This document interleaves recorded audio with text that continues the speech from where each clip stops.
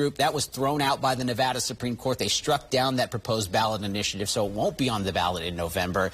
But we're sort of watching how this compares to other spending in the country on sports stadiums, and that's why we bring in Rachel O'Brien from openthebooks.com to join us live with more. Rachel, one interesting thing I want to know about the team playing so many games outside Las Vegas. Why?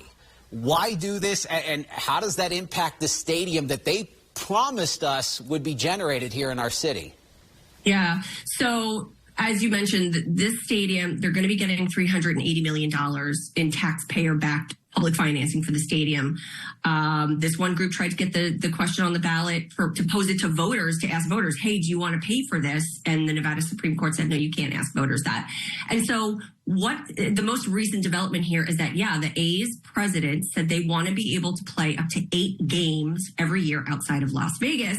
And they say that that would build the team's brand and promote the club and attract players and sponsors. But you know, the whole reason Nevada's politicians were sold on this project is the alleged fantastic economic impact that the team in the stadium will have on Las Vegas. And so that could be diminished if they're in town. The Stadium Authority Chairman, Steve Hill, he said that this high number of home games played away from Las Vegas could actually impact the bonding capacity of the stadium. He said, if you eliminate 10% of the games that will be played at the stadium, chances are you're going to eliminate about 10% of the bonding capacity. So this move could really be detrimental to their financing. Yeah, 162 games in a baseball season. I think 81 at home, and now you're talking about 8 that are going to be played away from home. How does this compare, Rachel? How does it compare to other cities and states that have put out this public money for billionaires building these stadiums? Right. I do just want to note one of the arguments that have been made by groups like Schools Over Stadiums is that this money should be going to things that taxpayers use, not stadiums for billionaires, or owned by billionaires, rather. So for schools, Nevada is one of the lowest funded their schools in Nevada are some of the lowest in the country. It's 25% lower than the national average. So to compare to other stadiums in other states, the NFL is the most among professional sports leagues in terms of having taxpayer-funded stadiums. So we know Major League Baseball does have a lot.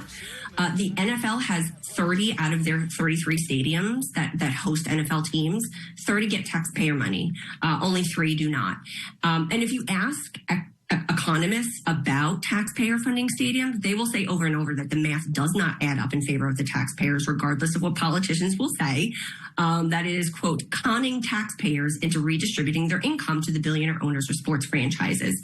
So the Tennessee Titans, the Buffalo Bills, the Chicago Bears, they're all getting new stadiums.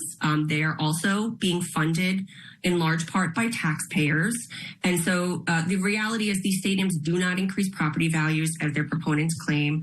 They may have a little bit more economic activity near the stadium at bars and restaurants and hotels, but it's really not going back into, it's not benefiting the taxpayers.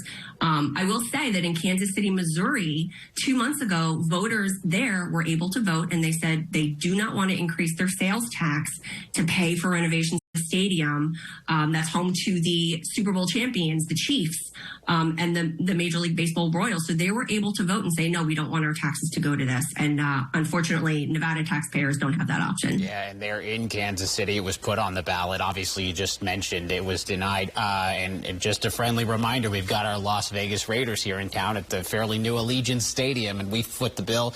Nevada state lawmakers in 2016 granted $750 million in public assistance for that $2 billion stadium. Rachel, we're grateful you broke it down for us. Rachel O'Brien with openthebooks.com. Thank you so much for joining us here on this Friday morning, Rachel. Appreciate it. Thank you, Evan.